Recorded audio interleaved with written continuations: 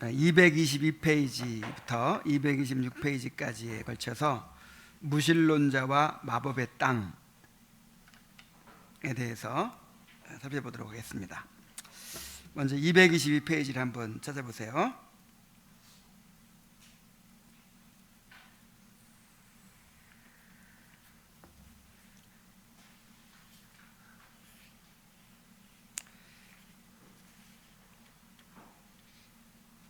자, 제가 먼저 읽고 나서 해당 부분을 또 설명해 나가도록 하겠습니다.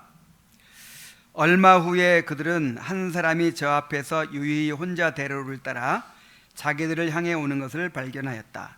크리스천이 그의 친구에게 말했다. 저 너머에 한 사람이 시온을 뒤에 두고 우리를 향해 오는군요. 제 눈에도 보이는군요. 이제 정신을 바짝 차립시다. 그도 아첨쟁이 같은 사람일지 모르니까요. 그 사람은 점점 다가와 마침내 그들은 서로 만나게 되었다. 그의 이름은 무신론자였는데 그는 두 사람에게 어디로 가느냐고 물었다. 우리는 시온산을 향해 가고 있습니다.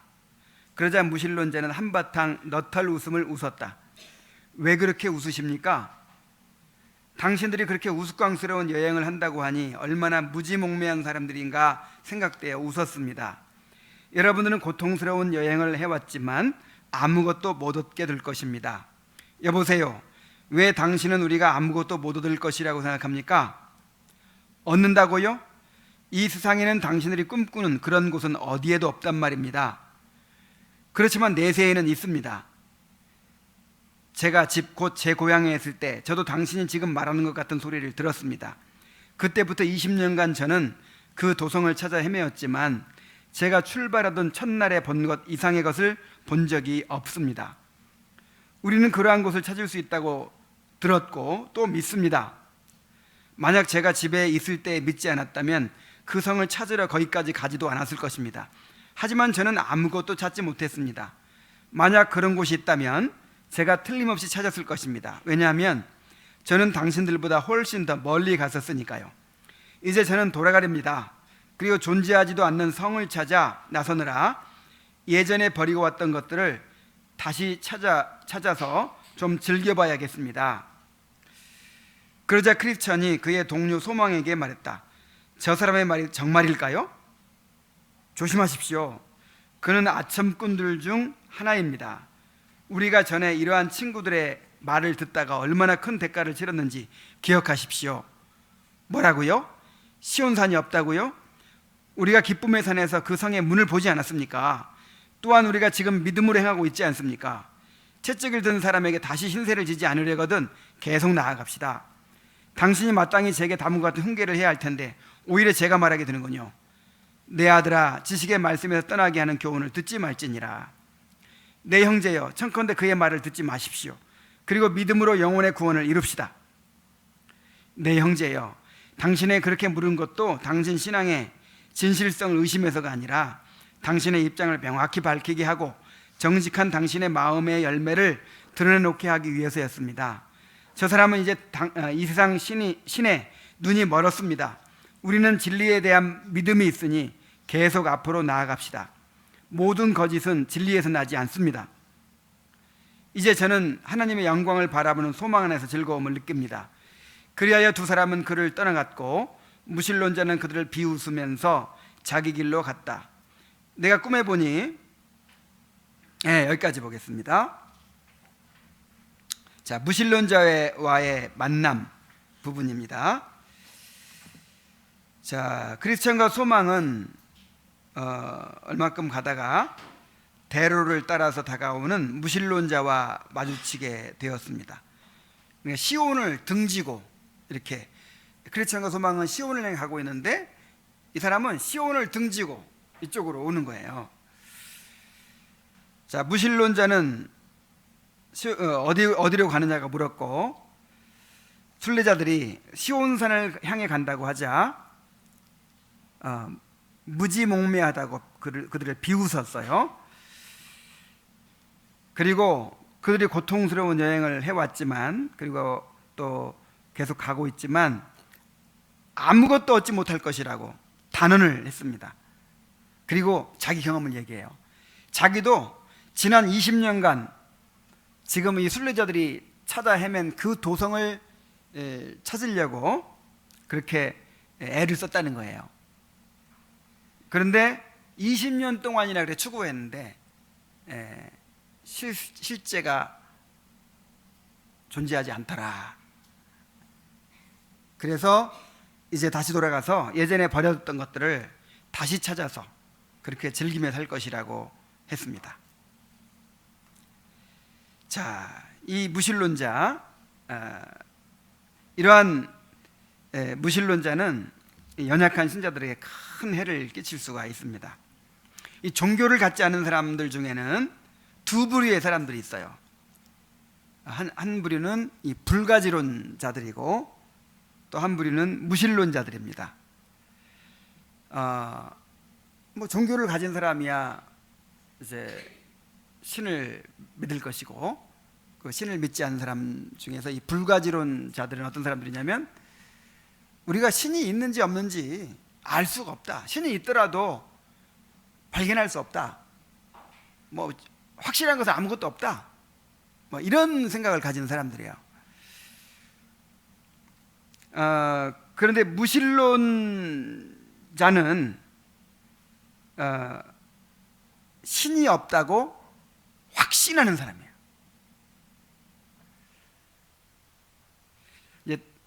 이 종교를 갖지 않은 대부분의 사람들은 다 불가지론자에 속합니다. 이 신이 없다고 확신하고 이론적으로 그렇게 확실히 이렇게 믿고 있는 사람들은 사실 드물어요. 그런데 신에 대하여 확실히 알 수 없다고 생각하는 불가지론자들은 신자들에게 크게 해가 되지 않습니다.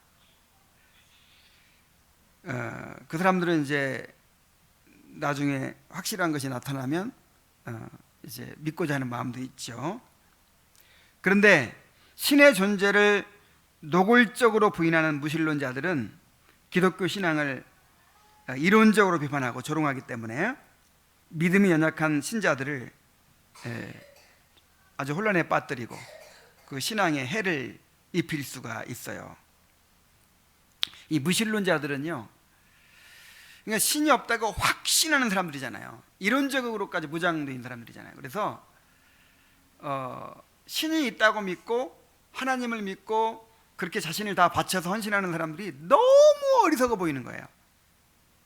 그래서 그 신앙을 공격해요. 그냥 막 공격을 합니다. 조롱하고 비판하고 이렇게 하죠. 지금 이 시대에 유명한 무신론자들이 있는데 이 리처드 도킨스라는 생물학자가 있고 또 크리스토퍼 히친스라는 또 이 진보 지식인이 있어요. 이 히친스는 몇 년 전에 죽었어요. 근데 이 도킨스라는 사람은 하여간 이 기독교가 허상이라는 것을 드러내기 위한 사명감을 가지고 그렇게 이론적으로 기독교 신앙을 공격하는 사람이에요. 자, 그런데 이 무신론자들 중에도 두 부류가 있어요. 신앙의 경험이 전혀 없는, 처음부터 아예 하나님을 부인했던 그런 이제 무신론자도 있고요. 오랫동안 신앙생활을 하다가 신앙생활을 오랫동안 추구하다가 회의에 빠져서 이게 다 미친 짓이었어, 이게 다 헛된 것이었어, 하나님은 존재하지 않아, 이 기독교인들이 믿는 게 다 이 심리적인 이 심리 현상이고 이게 다 인간의 종교심의 발로야, 뭐 이런 식으로 그냥 이제 회의에 빠져서 신앙을 포기한 사람들이 있어요. 오늘 본문에 나오는 이 무신론자가 바로 그런 사람이죠. 20년 동안이나 그렇게 처음에 믿었다는 거예요. 처음에 믿고 다 버리고 순례의 길을 나섰잖아요. 그리고 크리스찬보다 더 멀리 갔어요. 그랬다가 돌아오고 있는 거예요. 그러니까 이런 사람들은 더 심각하게 기독교 신앙에 대하여 해를 끼칩니다. 이 기독교 신앙의 모순, 그러니까 모순이라고 하는 건 이제 잘못된 사람들 때문에 모순이죠. 이 교회 안에는 육신을 가지고 있기 때문에 정말 이 성경 그대로 행하는 사람들만 있을까요? 정말 이 신앙과 그 성경에서 가르치는 것과 모순되게 행동하는 사람들이 얼마나 많겠어요. 그러니까 이런 신비주의도 있을 것이고, 무슨 기복신앙도 있을 것이고, 그 다음에 무슨 어떤 이 종교심에 빠져가지고 그렇게 그냥 자기 스스로 하나님을 상상해내서 그렇게 믿는 사람도 있을 것이고, 온갖 사람들이 다 있죠. 이제 그런 것들을 다 봤잖아요. 그러니까 기가 막히게 비판을 합니다. 막 아픈 데를 찌르고 비판을 하고 모순을 지적하면서, 그리고 이제 기독교인들이 믿고 있는 바를 아주 그냥 이렇게 공격을 하죠. 비판을 하고 공격을 하죠. 여러분, 우리에게는 육신이 있기 때문에 믿음이 있지만 때때로 회의에 될 때가 있죠. 갑자기 쑥 들어올 때가 있죠. 가만히 있어. 내가 그냥 괜히 그렇게 우리끼리 신념에 빠져서 어떤 이단들이 막 빠지는 것처럼 막 그렇게 가르치고 계속 배우다 보니까 나도 거기에 빠져가지고 이렇게 하는 거 아니야 혹시? 문득 그런 생각이 들 때가 있죠.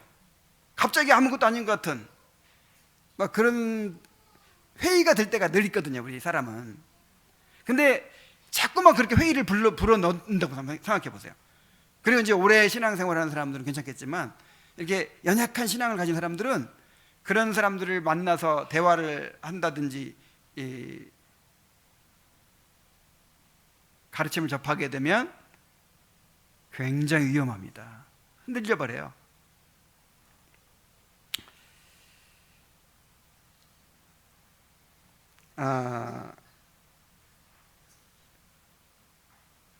저는 그런 경험을 많이 했어요. 이제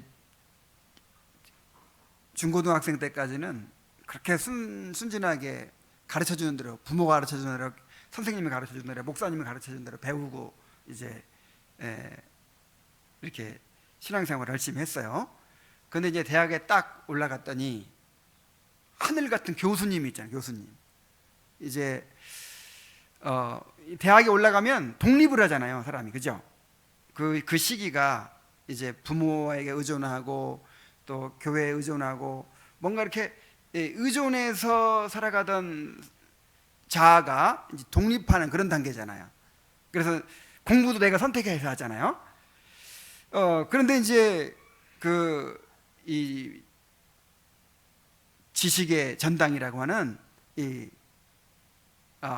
대학에서 아주 공부를 많이 한 그 교수님들한테 배우는 거예요. 근데 그분이 또 옛날에 교회를 다녔대. 청년 때 뭐 열심히 자기도 다녔대. 뭐 자기 부모님이 권사님이고 기독교 집안이래. 근데 공부를 많이 해보니까 이런 것이 다 인간의 어떤 종교심의 발로이고 다 어떤 심리 현상이고, 뭐 역사적으로 어떻게 기독교가 발전해 왔고, 뭐 종교가 어떻게 생겨나고 발전하고, 이런 것들 다 이론적으로 논리적으로 이렇게 막 이제 다 분해해 가지고 막 이렇게 가르치는 거예요. 그러니까 이제 그동안에 이것만 옳다고 생각하고 했는데 새로운 세계가 막 열리는 거예요. 더 막 지식이 더 높아지는 것 같고 수준 높은 것 같고, 그러면서 막 흔들려 가지고, 야, 그 잠깐 동안에 그 기간 동안에 완전히 그냥 손을 쓸 수 없이 돼버린 경우를 너무 많이 봤어요, 학생들이.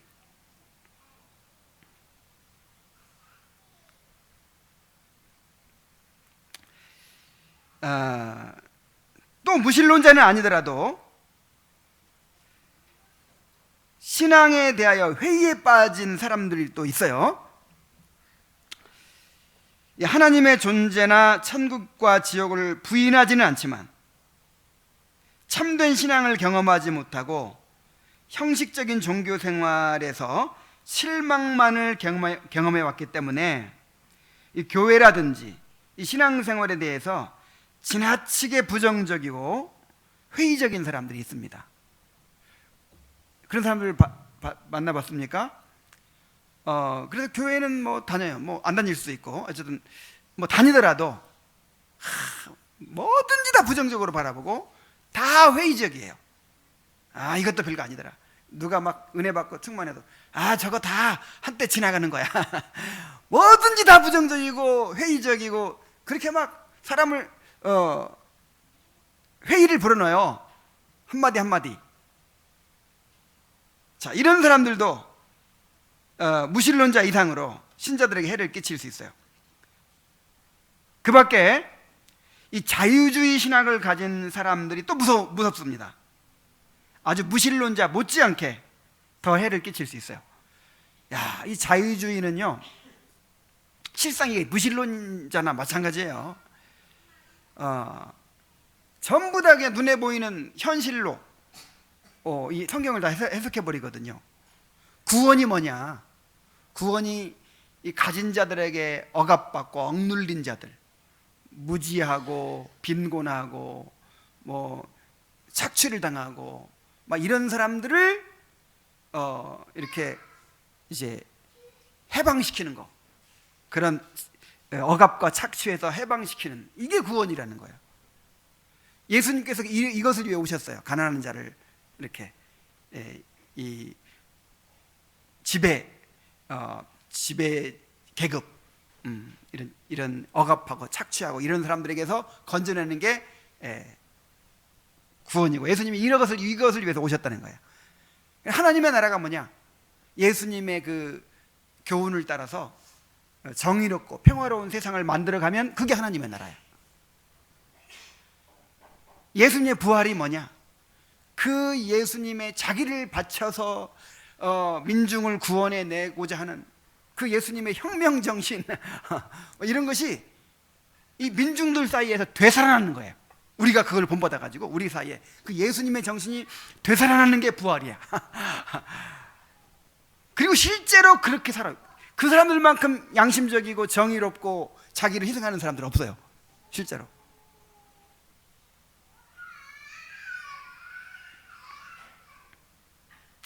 자, 이것도 다 큰 테두리에서 무신론자라고도 볼 수 있어요. 뭐 회의에 빠진 사람들도 이게 다 이 실천적 무신론자라고 볼 수 있고, 자, 이런 무신론자들은 우리 기독교 신앙에 해를 끼칩니다. 자, 우리가 이 논리적으로 이성적으로 설명하고 논쟁해가지고 그 사람들을 설득시킬 수 있을까요, 없을까요? 불가능해요. 왜 그렇죠? 이 신앙이라고 하는 거는 하나님이 주셔야지, 이 논리 이상이거든요. 물론 신앙에도 논리가 있지만 하나님이 영적인 안목을 열어주셔야, 마음의 눈을 열어주셔야 그것이 보이는 거예요. 미국과 소련이 이제 그 우주 개발 경쟁을 할 때 미국에서도 이제 이 로켓을 쏘아 올리고 소련에서도 로켓을 쏘아 올립니다. 근데 처음에는 소련이 앞섰죠. 이 소련에서 우주인들이 이제 뭐 지구 궤도를 돌고 막 이렇게 우주를 여행하고 돌아왔어요. 돌아와가지고 하는 말이, 우주에 나가보니까 하나님이 없더라. 확인했다 이거야. 우주에 나가보니까 하나님이 없더라. 자, 근데 또 이제 신앙을 가진 미국인 이제 우주 비행사들이 우주 여행을 하고 돌아왔어요. 뭐라고 했을까요? 우주 여행을 해보니까 하나님께서 창조하신 그 놀라운 우주가 펼쳐져 있더라. 오히려 하나님을 발견했어요. 똑같은 것을 보고, 확실히 하나님이 없다는 게 밝혀졌어, 이렇게 말하는 사람도 있고, 어떻게 이걸 보고 하나님이 없다고 부인할 수가 있느냐는 거예요. 이 놀라운, 이 신비스러운 우주를 바라보면서 어떻게 신이 없다고 말할 수가 있겠느냐는 거예요. 그러니까 보이는 게 다르거든요. 보이는 게 똑같은 걸 봐도. 그래서 통해요, 안 통해요?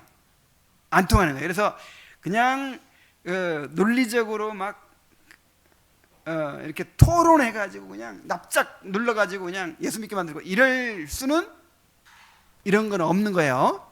이거는 불가능한 거예요. 그래서 이런 사람들을 피해야 돼요. 이런 사람, 이런 교훈들을 호기심이 있어가지고 자꾸만 이렇게 배우고 이렇게 하다 보면 어떻게 돼요? 이제 우리가 말씀을 계속해서 들어야 믿음이 생기는 것처럼, 반대로 계속해서 그 믿음을 공격하고 의심하게 만들고 회의에 빠지게 만드는 그런 걸 계속 들어보세요. 그러면 믿음의 소외가 생기게 되는 거죠. 연약한 믿음을 가진 사람들은 넘어지게 될 수 있는 것이죠. 자, 그래서 이 무신론자의 공격에 대해서 크리스찬과 소망이 어떻게 대응하는지 봅시다. 자, 크리스찬이 저 사람의 말이 정말일까요? 하고 묻자 소망은 그도 아첨꾼들 중에 하나이니 조심하라고 합니다. 이제 크리스찬은 소망을 시험해 본 거죠. 이렇게 어리니까, 아직 젊으니까 혹시 이런 무신론자의 그 미혹에 넘어갈까봐 이제 제대로 분별하고 있는가 시험해 보려고 물어본 거죠. 근데 이제 소망은 그것도 모르고 이제 막 오히려 크리스찬을 권면합니다. 무신론자도 세상의 철학과 지혜로운 말로 성도를 미혹하기 때문에 아첨꾼들 중에 하나라고 볼 수 있어요. 아첨꾼이라는 말은 그냥 기가 막힌 말로 사람을 이렇게 속여 넘기는 사람을 아첨꾼이잖아요. 근데 이 무신론자도 여기서는 아첨꾼이라고 말하고 있어요. 왜냐하면, 그러니까 여기서 무신론자 하면 단순히 그냥 신이 없다고 생각하는 사람 이러는 게 아니에요. 이론적으로, 논리적으로 기독교 신앙을 공격해서 무너뜨리려고 하는 사람들을 무신론자라고 하는 것입니다. 그러니까 무신론자는 극히 드물어요. 그래서 무신론자도 아첨꾼들 중에 하나다. 그러니까 누구를 조심하라 그랬어요? 아첨꾼을 조심하라 그랬죠. 소망은 또한 이런 사람들의 말을 들었다가 얼마나 큰 대가를 치렀는지 기억하라고 합니다. 자, 어떤 대가를 치렀죠? 크리스천과 소망은 방금 전에도 아첨꾼을 따라서 다른 길로 갔다가 그물에 갇혔었습니다.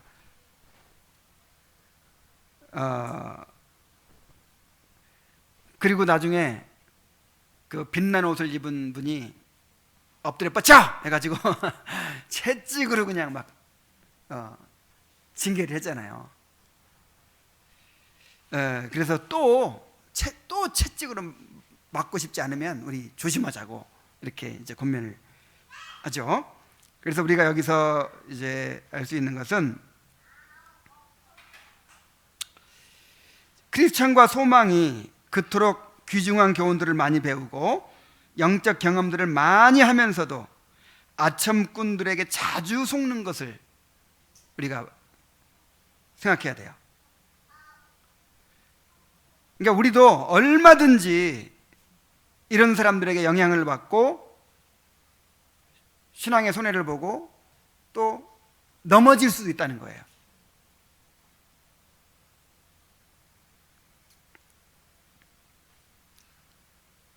이들의 말을 계속 듣다 보면은 우리가 믿고 있는 진리에 대해서 의심하게 되고 우리가 가는 길에 대해서 회의에 빠지게 됩니다. 정말 우리는 늘 회의와 싸우잖아요. 여러분, 작은 거 한 가지도 항상 회의와 싸우는 거예요. 운동을 시작했다, 영어 공부를 시작했다, 아니면 일찍 일어나기로 결심했다. 그러면 항상 뭐가 일어나요? 이제 그냥 수월하면 회의가 안 일어나. 근데 아침에 일어나려고 했더니 몸이 천근만근이고 죽겠는 거예요. 꼭 이렇게 일어나야만 될까? 막 이렇게 이러다 몸이 더 축나는 건 아닐까? 그런 것처럼 이 신앙에 대해 늘 회의가 있잖아요, 그죠? 그런데 이 사람들이 이제 이렇게 자꾸만 이렇게 회의를 심을 때 얼마나 흔들리겠어요.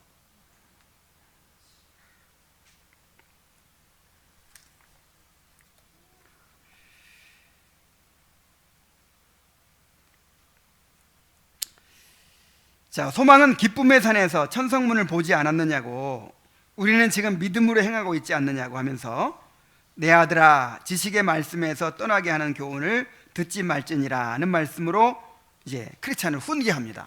이 아직 젊은 사람이 이 나이 많은 사람을 훈계하는 거예요. 때로는 이럴 수도 있어요. 우리가 뭐 우리 선배 나이가 많은 사람이라 할지라도 때때로 이렇게 위험한 처해 있을 경우에는 이렇게 담대하게 권면해야 되는 거예요. 책망도 하고 붙들어줘야 되는 거예요. 그래서 그런 회의가 일어날 때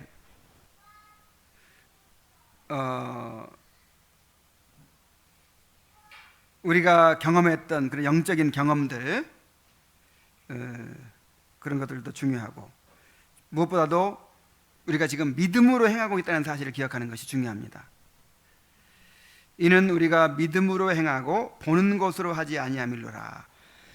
자, 세상 사람들은 보는 거 가지고 판단하죠.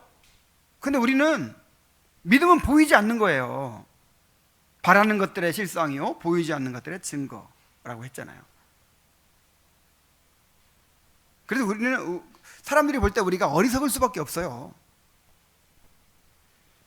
그러니까 세상 사람들이 볼 때 이 사람은 정말 칭찬받을 만한 그리스도인이야. 이 사람만 같으면 내가 나도 예수 믿겠어.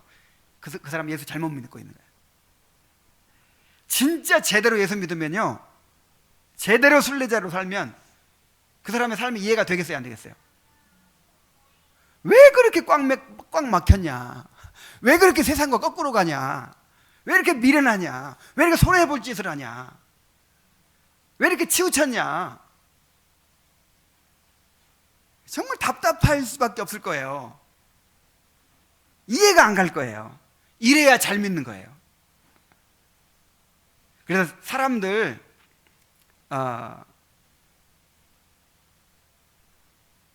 의식하지 마세요.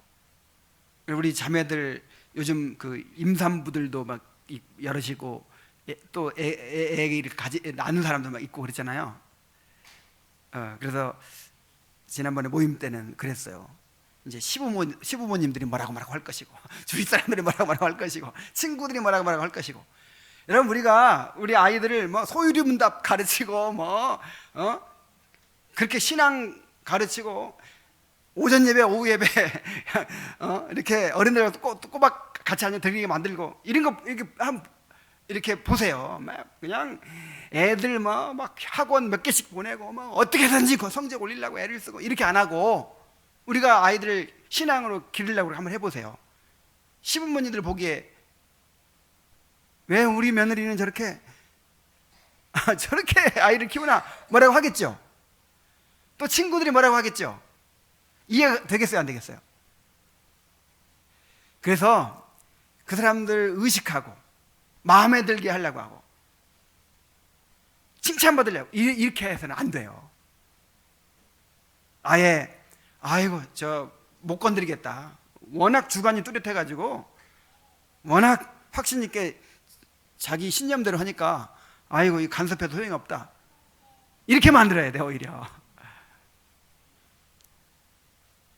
그냥 뭐라고 할까 그냥 전전긍긍하고 그냥 뭐라고 한마디 하면 그냥 또 끙끙 앓고 이러면 안 됩니다.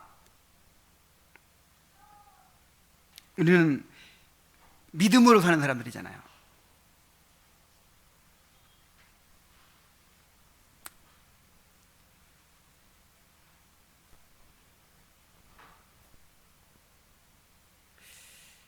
그러므로 우리가 은혜를 소멸하고 진리에서 떠나게 하는 교훈들을 멀리해야 합니다. 자, 크리스천은 자기가 그렇게 물은 것이 소망의 진실성을 의심해서가 아니라 그의 입장을 명확하게 밝히게 하고 정직한 마음의 열매를 드러내기 위해서였다고 합니다. 그리고 저 사람은 이 세상 신에게 눈이 멀었고 우리는 믿음이 있으니 계속 앞으로 나아가자고 합니다. 눈먼 사람하고 믿음의 눈을 뜬 사람하고 이 같아야 되겠어요? 틀려야 되겠어요? 완전히 다르죠. 완전히. 뭐 안 보이는 사람들이 도대체 어떻게 우리를 이해해요? 이걸 꼭 기억하세요. 저 사람들은 이 세상 신에게 눈 멀었고 우리는 믿음이 있으니 가치관이 같을 수가 없고 사고방식이 같을 수가 없고 가는 길이 같을 수가 없고 자녀를 양육하는 것이 같을 수가 없고 우리가 추구하는 목적이 같을 수가 없고 즐거움을 누리는 것이 같을 수가 없고 정말 모든 게 구별될 수밖에 없다는 사실, 이거를 그냥 딱 이렇게 받아들이고 그렇게 살아야 돼요. 그렇게.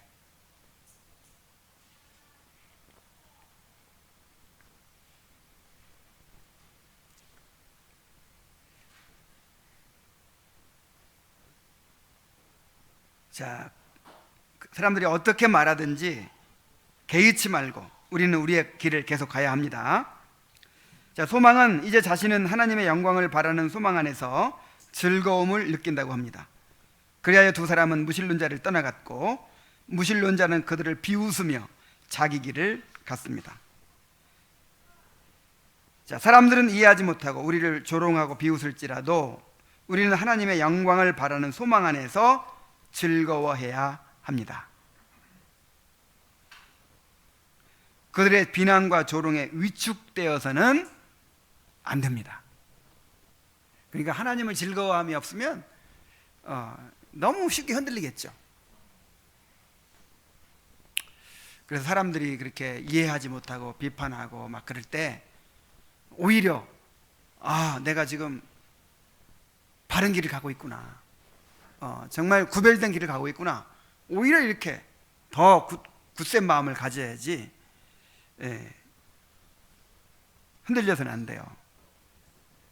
그래서 소망이 말했듯이 하나님의 영광을 바라는 소망 안에서 즐거움을 누리시기 바랍니다.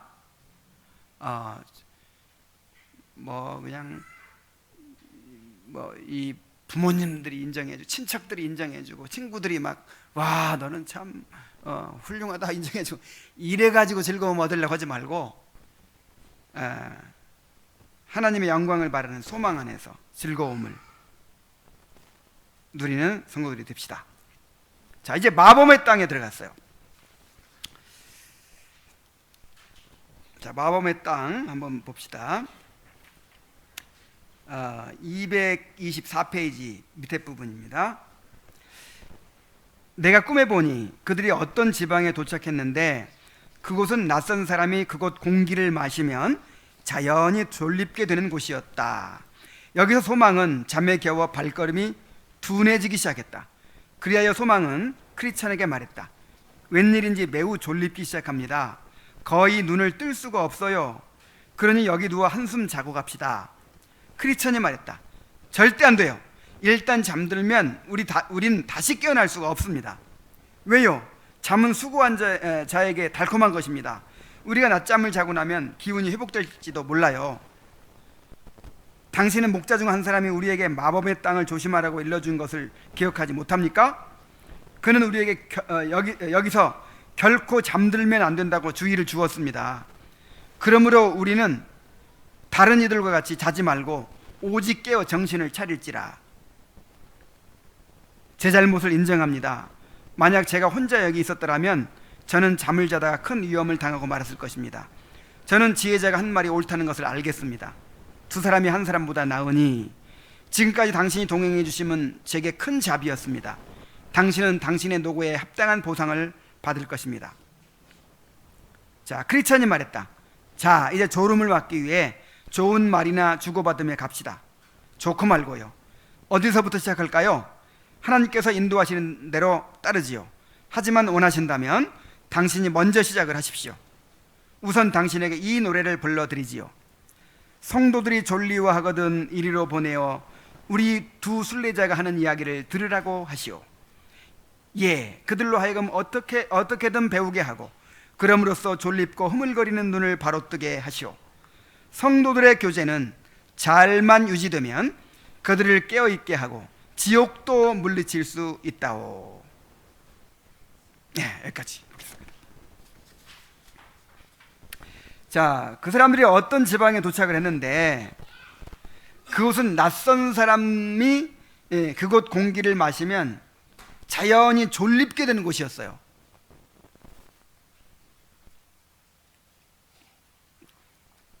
자, 여기서 공기를 마시면 졸립게 된다는 것이 무엇일까요? 자, 신자는 낯선 사람입니다. 자, 이 신자는 세상에 낯선 사람이에요. 나그네잖아요, 나그네. 그래서 이 나그네들이 이 세상의 영향을 받는 걸 말해요. 이 공기를 마시는 것이거든요. 그러면 어떻게 된다고요? 졸려요. 영적인 잠에 빠져요. 우리는 이 세상 속에 살고 있고 이 세상의 영향력은 마치 우리가 숨쉬는 공기와 같습니다. 여러분, 이 공기를 피할 수 있어요, 없어요? 미세먼지 많으니까 공기 좀 없는 곳에 갈 수 있나요? 안 되죠. 우리는 공기 속에 살 수밖에 없어요. 이 공기 속에. 그렇듯이 우리는 이 세상 속에 살고 있기 때문에 이 세상의 영향력을 계속해서 받을 수밖에 없어요. 이 세상의 공기를 마시며 살 수밖에 없어요. 그런데 공기를 마시면 어떻게 된다고요? 졸립다고요. 그러니까 우리는 필연적으로 늘 졸리게 돼 있어. 여러분, 주일날 은혜 받고 세상에 나가 살다 보면 졸려요, 안 졸려요? 졸린다는 말이 아직 뭔지 모르겠어요. 영적인 잠에 빠진다고. 영적으로 깨어있지 못하고 영적으로 느슨해지고 안일해지고 갑자기 세상에 대한 생각으로 가득 채워지기 시작하고 영적으로 해롱해롱 이렇게 된단 말이에요. 이건 자동이에요, 자동. 그렇게 되려고 해서 되는 게 아니라 우리가 이 세상의 공기를 마시고 있기 때문에 저절로 그렇게 돼요, 저절로.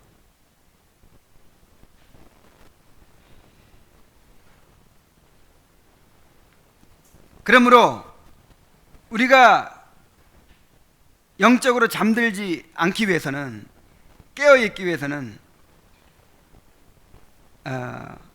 끊임없이 힘쓰고 애써야 돼요.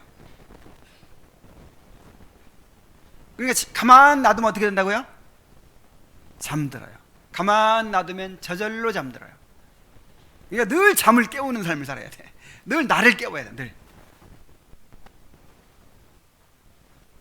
누가복음 21장 36절에 보면은 이러므로 너희는 장차 올 이 모든 일을 능히 피하고 인자 앞에 서도록 항상 기도하며 깨어있으라 그랬어요. 자, 깨어있으라 하는 권면이 너무 많아요. 그 말은 무슨 말이에요? 잠들기가 쉽다는 거죠. 저절로 눈이 감긴다니까. 데살로니가서 5장 6절. 그러면 우리는 다른 이들과 같이 자지 말고 오직 깨어 근신할지니라. 그냥 다른 모든 사람들은 다 어떻게 하고 있어요, 지금? 다 자요. 세상에 취해 있다 이 말이죠. 진짜 막 쿨쿨 막 그런 잠이 아니라 세상에 취해 있는 걸 잠이라고 그래요, 성경에서는. 세상 모든 사람들이 다 취해 있어요. 세상에 잠들어 있어요. 근데 우리는 깨어 있어야 돼요. 그러니까 사람들 다 잘 때 우리만 깨어 있어야 돼. 에베소 5장 14절. 그러므로 이르시기를 잠자는 자여 깨어서 죽은 자들 가운데서 일어나라. 그리스도께서 내게 비추리라 하셨느니라. 아예 세상 사람들은 뭐 하는 사람들?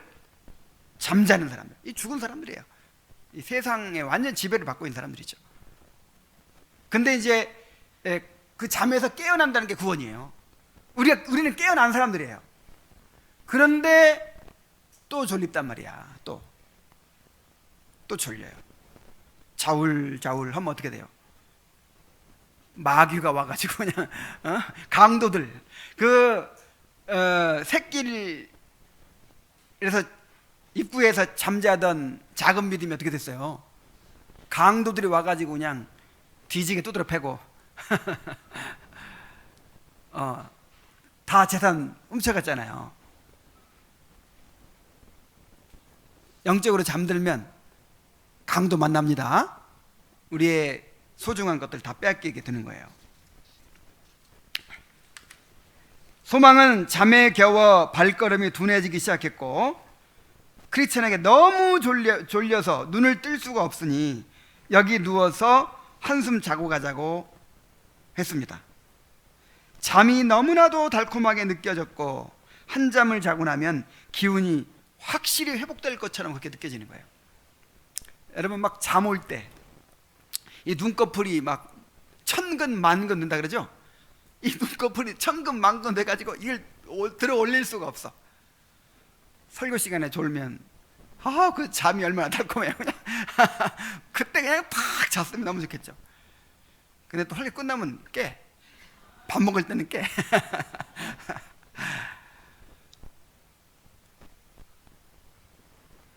그래서 아무리 경건한 그리스도인이라도 이 세속성이라는 전염병, 제이시 라헬이 이 세속성, 이 세상을 가까이 하고 사랑하고자 하는 이 마음,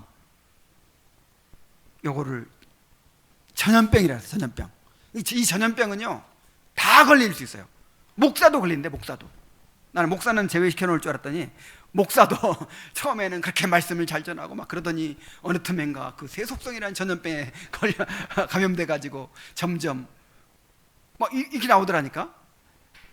누구나 걸릴 수 있어. 아무리 경건한 사람도요.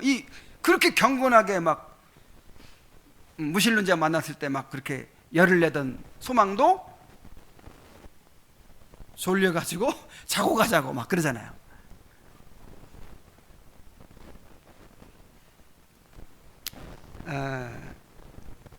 그래서 아무리 경건한 그리스도인이라도 자신도 모르는 사이에 세속성의 영향을 받아서 점점 영적으로 안일해지고 무뎌지게 되고 끝내는 잠들게 될 수밖에 없어요. 근데 참 이게 이 세상에 취한다는 것도 꼭 무슨 쾌락을 즐긴다든지 아니면 뭐 그냥 무슨 막 돈에 환장한다든지 막 아니면 술에 취한다든지 어디 막 여행 다닌다든지 꼭 이런 것만이 아니에요. 건강해져야 되겠어. 건강을 위해서 운동해야 되겠어. 그러면서 그냥 자기 막 운동에 빠지다 보면 또 그걸 통해서 빠지게 될 수도 있고, 뭐 아이들 공부를 좀 잘 시켜야 되겠어. 성적이 좀 떨어졌어. 그래서 공부 잘 시키려고 막 거기 몰입하다 보니까 또 그것에 이끌려가지고 세상을 또 살아가게 되고, 이 가족들 먹여 살리려면 돈을 열심히 벌어야겠어. 그러면서 열심히 직장 생활을 열심히 하는 것 때문에 또 이렇게 빗나가가지고 빠지게 돼요. 이러니까 어려워요. 이게 세상이 이렇게 가까이 있어요. 너무 우리가 꼭 해야 될 일들, 마땅히 해야 되고 필요한 일들을 통해서 이제 우리가 거기에 막 힘쓰다 보면은 조금만 더 하다가 이제 세상에 점점 이렇게 빠지게 되는 것이죠.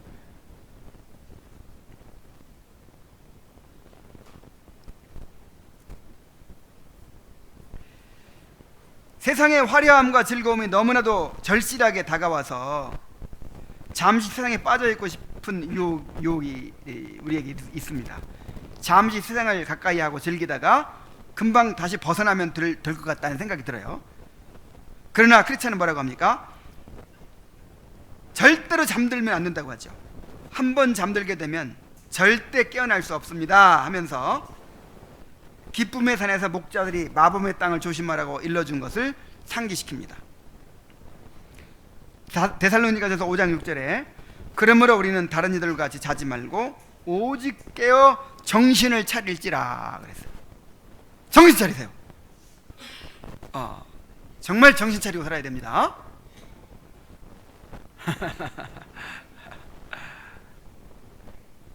너무 사랑스럽네. 끊임없이 그냥 눈꺼풀이 내려와. 끊임없이. 야, 이 세상에 끊임없이 눈꺼풀이 내려오니까 막 시시때때로 막 눈을 부릅뜨고 정신을 차려야 돼요.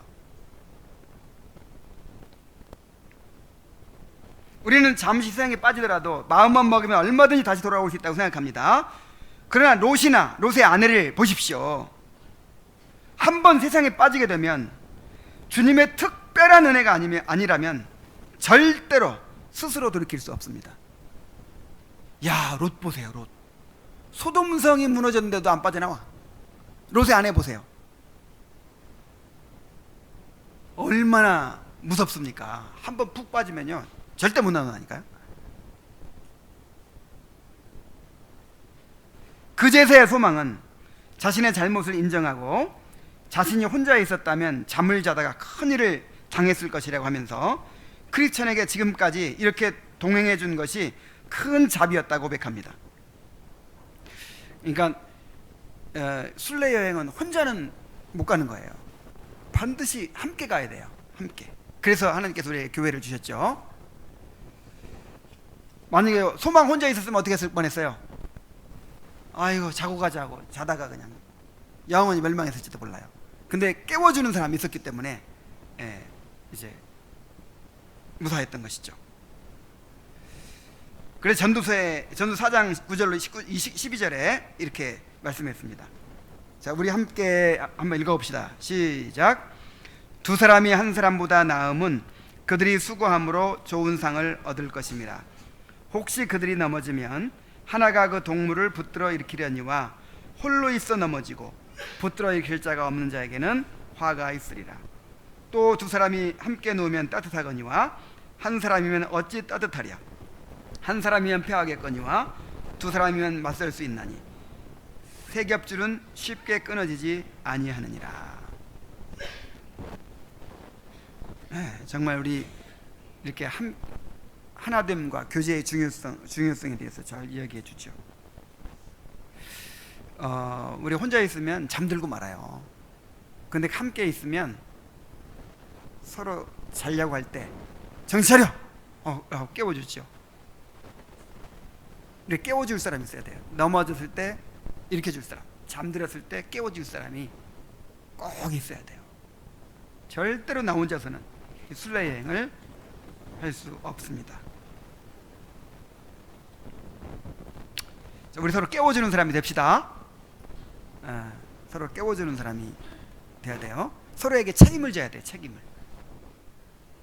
나 혼자만 천국 가면 된다 그러지 말고 정말 하나님께서 서로 책임지라고 끝까지 함께 가라고 이렇게 묶어주셨기 때문에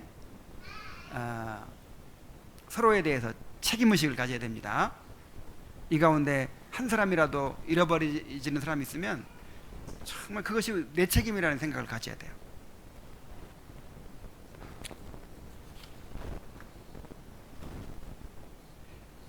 자, 그러면 영적인 잠에서 벗어나는 방법이 무엇일까요? 영적인 잠에서 벗어나는 방법. 크리스천은 졸음을 막기 위해 좋은 말이나 주고받으며 가자고 노래를 불러줍니다. 자, 노래가 이렇게 돼 있어요. 성도들이 졸리워하거든 이리로 보내어 우리 두 순례자가 하는 이야기를 들으라고 하시오. 예, 그들로 하여금 어떻게든 배우게 하고 그럼으로써 졸립고 흐물거리는 눈을 바로 뜨게 하시오. 성도들의 교제는 잘만 유지되면 그들을 깨어있게 하고 지옥도 물리칠 수 있다고. 쉽게 우리의 믿음을 잃게 만드는 세상 영향 가운데서 우리가 영적인 잠에 빠지지 않고 끝까지 믿음을 지킬 수 있는 길은 바로 성도의 교제에 있습니다. 그런데 여기서 말하는 성도의 교제는 이제 폭이 넓은 거죠. 지금 이게 교제예요, 교제. 여러분, 교제가 만나가지고 막 이야기 나누면 그걸 교제라고, 뭐 그것도 교제죠. 근데 진짜 중요한 교제는 뭐냐면 함께 참여하는 거예요. 한 말씀에 참여하는 거, 함께 예배에 참여하는 거, 성찬에 함께 참여. 이게 교제예요, 교제. 성찬의 교제, 말씀의 교제, 예배의 교제죠. 이것까지 다 포함하는 거예요. 우리가 함께 모여서 함께 참여하고 함께 나누고, 이게 교제입니다. 그리고 예배도 교제고 성찬도 교제고, 이런 모임 함께 지금 한 말씀에 참여하고 같이 공유하고 있잖아요. 이게 교제예요, 교제. 그리고 이거를 서로 나누는 것도 교제예요. 그래서 성도들이 졸리워하거든 이리로 보내어 두 순례자가 하는 이야기를 들으라고 하시오. 그런 것처럼 성도들이 영적인 잠에 빠지고 자꾸 영적인 힘을 잃고 그럴 때는 어디로 보내야 돼요? 이 토요 모임에 나오라고 하시오. 수요 기도회에 나오라고 하시오. 이제 오늘날에는 그렇게 해야죠. 독서 모임에 오라고 하시오. 더 중요한 공예배에 나오라고 하시오. 그래서 그들로 하여금 어떻게든 배우게 하고, 그러면서 졸립고 흐물거리는 눈을 바로 뜨게 하시오. 말씀을 들어야 눈이 떠지죠. 말씀을 들어야.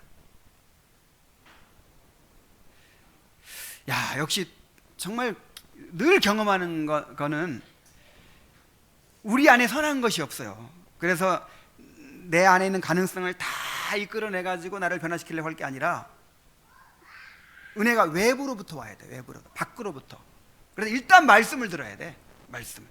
은혜의 수단인 말씀을 들어야 은혜가 밖으로부터 와서 나를 변화시킬 수 있는 어떤 이제 힘이 생기는 것이지. 그래서 나는 이거를 자주 경험해요. 나도 모르는 사이 우리는 늘 자기 의의를 추구하거든요. 그러니까 내가 맘만 먹으면, 내가 최선의 노력을 다하면, 내가 그렇게 못해서 그렇지, 그렇게 할 수만 있다면 내 안에 있는 모든 가능성과 모든 선한 것을 다 이끌어내 가지고 뭔가를 나를 변화시킬 수 있고 선행을 할 수 있고, 막 자꾸 이런 생각을 해요. 그래가지고 이렇게 마음을 먹어보기도 하고 막 노력하다가 문득 이제 말씀을 들어. 그러면 저절로 그냥 마음이 바뀌어요. 저절로 눈이 탁 떠져. 졸음이 없어지고 눈이 떠지고 깨어나요. 막 생각이 바뀌어요. 생각이. 그래서 말씀을 들어야 돼요. 말씀을. 그래서 성도들의 교제는 잘만 유지되면, 왜 잘만 유지되면 그랬을까요? 오히려 모여가지고 더 그냥 손해보는 경우도 있기 때문에 아마 그럴 거예요. 그죠? 바른 말씀이 전해져야 되고, 성도들이 같은 마음으로 참여해야 되고, 또 그렇게 같은 마음으로 서로 나누어야 되고, 이런 게 잘 유지돼야 된다. 그죠? 이런 게 시기하고 다투고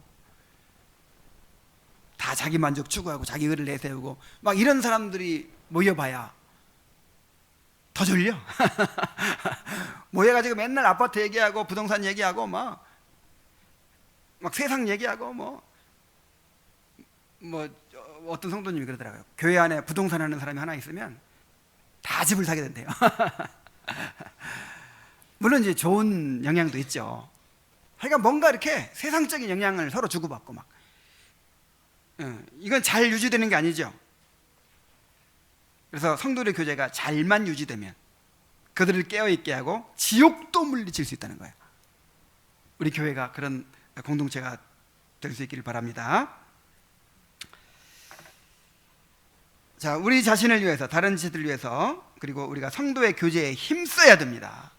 이제 이 크리스천과 소망이 이 마법의 땅을 지나면서 이제 저절로 눈이 막 감기니까 이걸 물리칠 수 있는 길이 우리 교제에 있다 해가지고 서로 교제를 나눠요. 그래서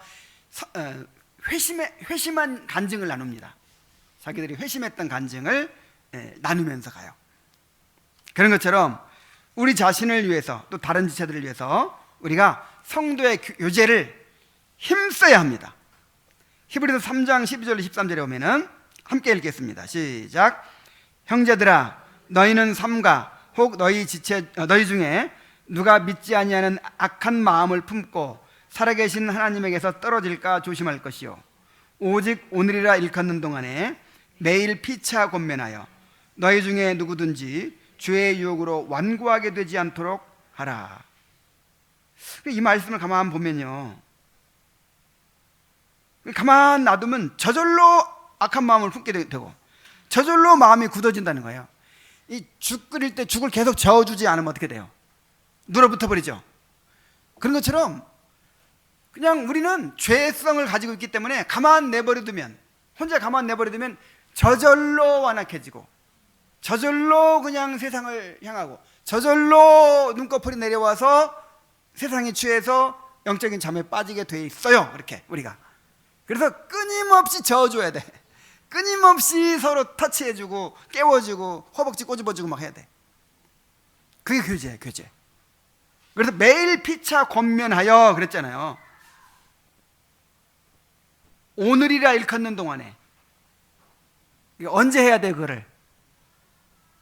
아이 내일 하지 뭐, 이번 주 안에 하지 뭐, 그러지 말고 누가 생각나거든 언제 해요?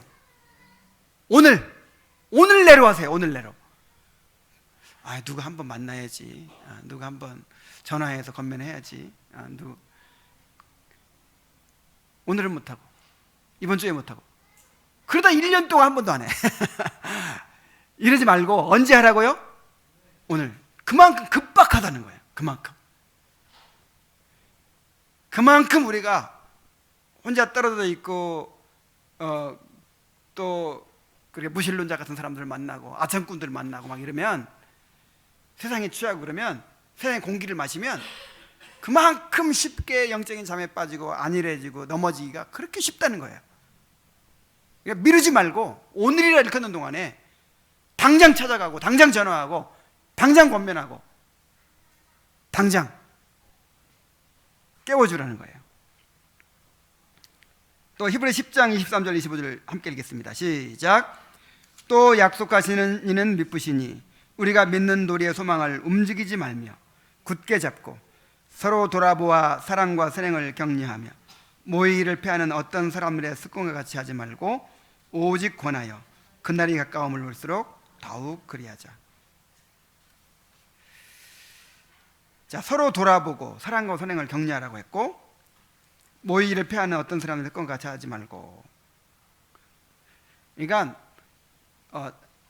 잘 안 모이는 사람들, 그런 모이기 어려운 사람들, 그런 사람들 바라보지 말고 아무개도 안 나오는데 나도 한 번쯤 안 나가도 되지 뭐, 이렇게 하지 말라는 거예요. 그런 습관 가진 사람들 본받지 말고 적극적으로 모이기를 힘쓰라는 거예요. 나만 힘쓰는 게 아니라 권하라는 거예요. 오직 권하여. 그러니까 나만 열심히 참여하는 것으로 안 돼. 또 주위 사람들 모임에 나오라고, 수요 기도에 나오라고, 토요 모임에 나오라고, 독서 모임에 나오라고, 어떻게든지 참여시키고 어떻게든지 교제권 안으로 끌어들이고. 그래서 이 공동체를 보존해야 될 의무가 우리에게 있어요. 이스라엘 공동체에서는 고아와 과부, 나그네와 이 레위인들, 이런 사람들 무슨 일이 있어도 항상 챙겨야 됐어요. 어려움 당한 사람들을 친족들이 구속자가 되어줘 가지고 반드시 이렇게 이제 공동체에서 잃어버리게 되지 않도록 이렇게 보살펴줘야 됐어요. 이 공동체를 보존해야 될 의무가 주어진 거예요. 그래서 오늘날 우리에게도 마찬가지죠. 우리에게도 이 공동체를 우리가 보존해야 될 의무가 있어요. 나만 안 떨어지나 붙잡고 있자, 그런 게 아니라 함께 이렇게 함께 이 공동체를 보존해야 될 의무가 우리에게 있습니다. 우리가 지금 정말 함께 서로 묶여 있다는 사실, 한 몸이라는 사실을 기억하고 성도의 하나됨과 교제에 더욱 힘쓰게 되기를 바랍니다. 이것이 영적인 잠에 빠지지 않고 항상 깨어 있을 수 있는 길입니다. 기도하겠습니다. 하나님 아버지, 오늘 무신론자를 통해서 참으로 우리의 신앙을 공격하는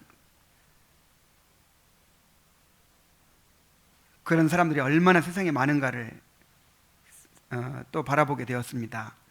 아버지 하나님, 참으로 우리 신앙에 손해를 끼치는 그런 교훈들을 멀리할 수 있도록 인도하여 주시옵소서.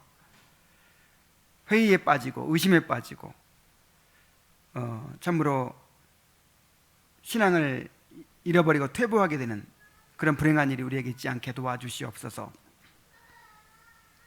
또한 마법의 땅에서 영적인 잠에 빠지지 않기 위해서 교제에 힘쓴 두 순례자들을 통해서 이 성도의 하나됨과 교제가 얼마나 중요하다는 사실을 또 깨닫게 됩니다. 아버지 하나님, 정말 나 혼자만 생각할 것이 아니라 이 공동체를 보존하는 일에 정말 책임감을 가지고 헌신할 수 있도록 인도하여 주시옵소서. 정말 한 사람도 잃어버리지 않도록 도와주시고 서로 돌아봐 사랑과 사랑을 격려하고 모이기를 힘쓰고 서로 권하여서 다 함께 순례의 길을 가게 될 수 있도록 인도하여 주옵소서. 예수님의 이름으로 기도하옵나이다. 아멘.